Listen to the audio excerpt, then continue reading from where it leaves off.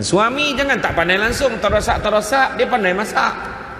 Ini bini sakit, bantailah kan, apa tak payah, aku tak pandai masak, pandailah kau tu kan. Jangan macam tu kan, kau naklah belajar juga, kau boleh. Nampak tak? Kita tengok Nabi macam mana. Nabi tidak menyusahkan isterinya untuk benda-benda yang Nabi boleh buat sendiri. Tu memang tak dapat lah orang kita. Kita memang menyusahkan bini untuk semua benda. Tu memang perangai kita lah kan, orang lelaki, termasuk yang bercakap ni, bukan cakap orang lain lah kan. Yang tolong baik ni, yang tolong ni, yang sakit belakang, yang tolong tu okey, dia tolong tu. Tapi dia punya tolong tu, perintah tu bukan minta tolong masak sikit, tu bukan minta tolong nama tu, itu arahan namanya, walaupun bunyi ada tolong kan. Jadi setiap orang yang berkeluarga semua nak bahagia kan, semua orang nak merasa nikmat keluarga bahagia sampai ke syurga katanya. Ada 5 kunci keluarga bahagia. Apa kunci tu? Aku ajak pergi saya bagi tahu. Panjang ceramah malam ni. Nasiblah kan, siapa yang duduk belakang tu untunglah. Kan balik tak nampak bona kan. Buat sakit perut, so start kereta balik kan. Banyak sekali nak balik kereta kena blok lah padan muka. Masuk dalam balik dongar kan. Itu yang saya kadang tak faham tu, bila orang pergi tarawih tu kena nak buat parking geng 8 dengan geng 20 tu, memang saya tak faham. Dah tahu kena buat 8, berambuih kau parking kat luar tu, parking kat dalam memakak baik apa kan, parking nak dalam, balik nak doreh macam mana kan. Benda ni tak berlaku di Puchong, tempat lain kan, saya cover saya siap. Jadi semua nak keluarga sakinah mawaddah warahmah, selalu tersebut sakinah mawaddah warahmah. Sakinah tu diambil daripada ayat Quran dalam surah Ar-Rum ayat 21 yang bermaksud, dan di antara tanda-tanda membuktikan kekuasaannya dan rahmatnya menciptakan untuk kamu, yakni laki-laki, isteri-isteri dari jenis kamu sendiri. Kepada lelaki itu isteri-isteri dari jenis kamu sendiri, supaya kamu cenderung, yakni merasa tenteram kepadanya. Dan dijadikannya di antara kamu perasaan kasih sayang dan belas kasihan.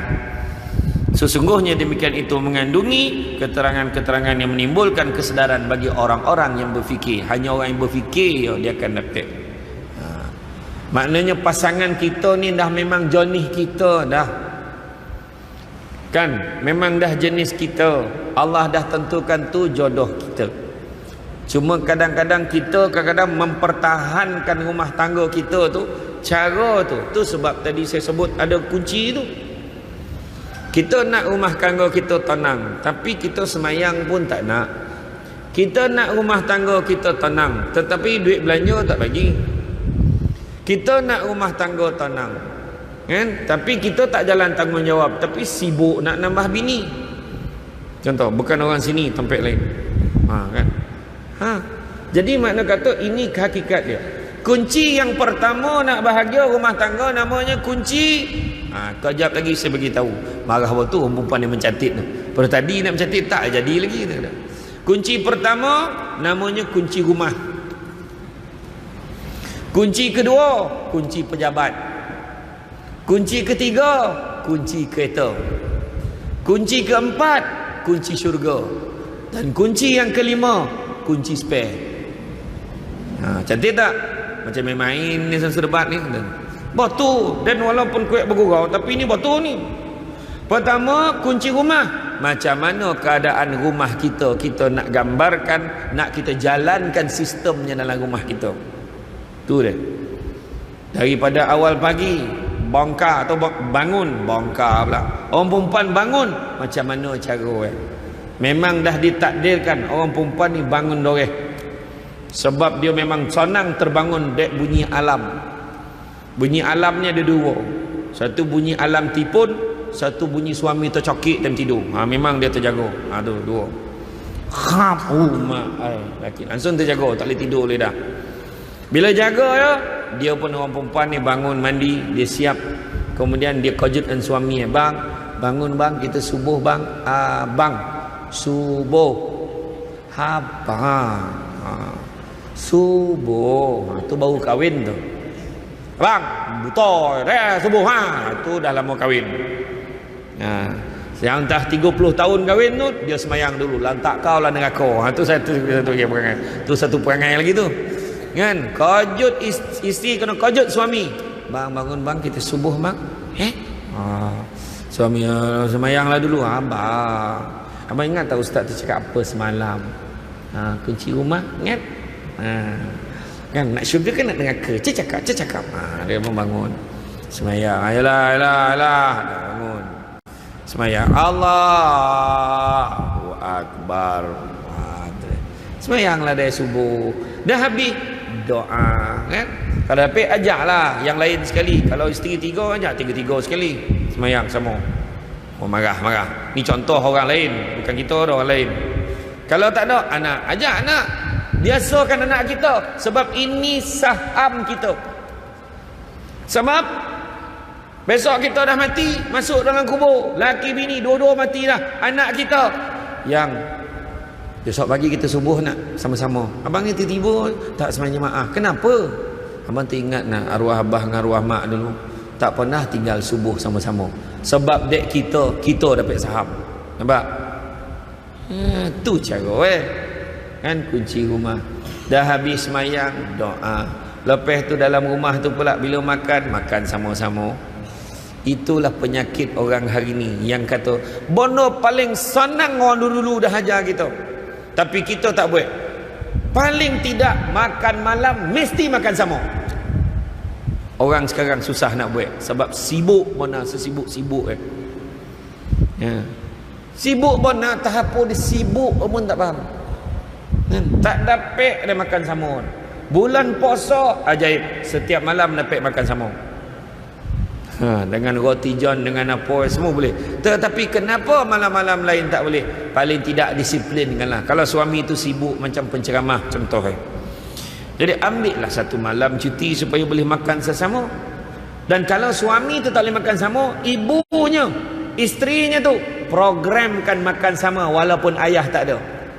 Sebab bila emak dengan anak-anak tu makan sama-sama, dia akan cakap, ayah malam ni tak ada makan dengan kita. Kita doakan ayah okey, ayah sihat, ayah cari rezeki untuk kita. Nak ingat tu, memang ayah jarang dapat makan dengan kita.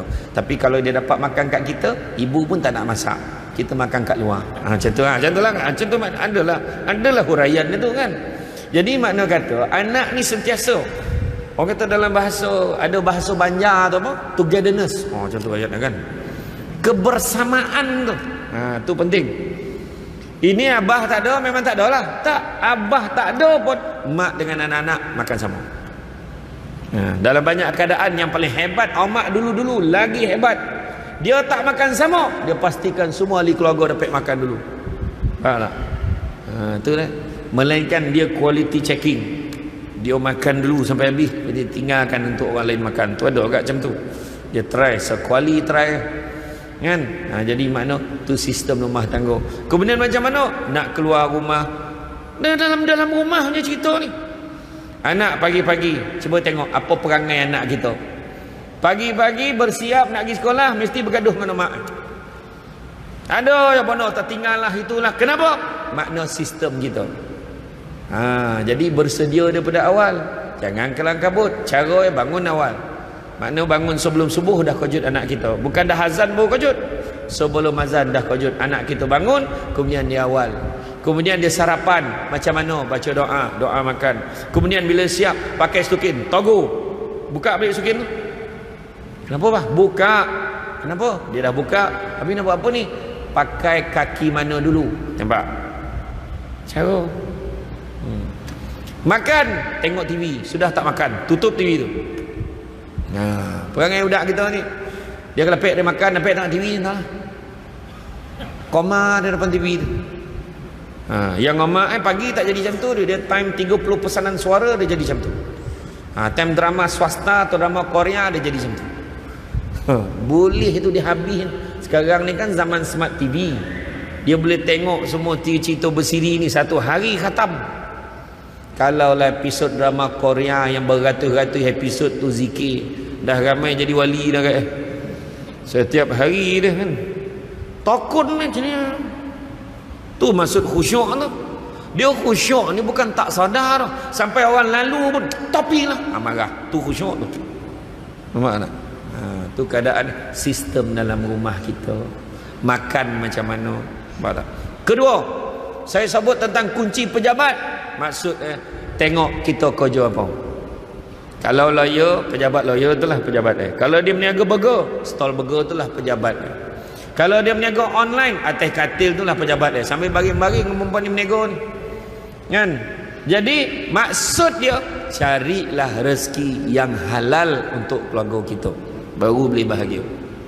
Kadang-kadang kenapa tak bahagia? Salah satu rezeki yang bawa masuk dalam rumah kita tidak berpunca daripada rezeki yang halal. Nabi dah pesan, carilah rezeki yang halal, kerana sesungguhnya yang halal itu cukup buat kamu. Yang insya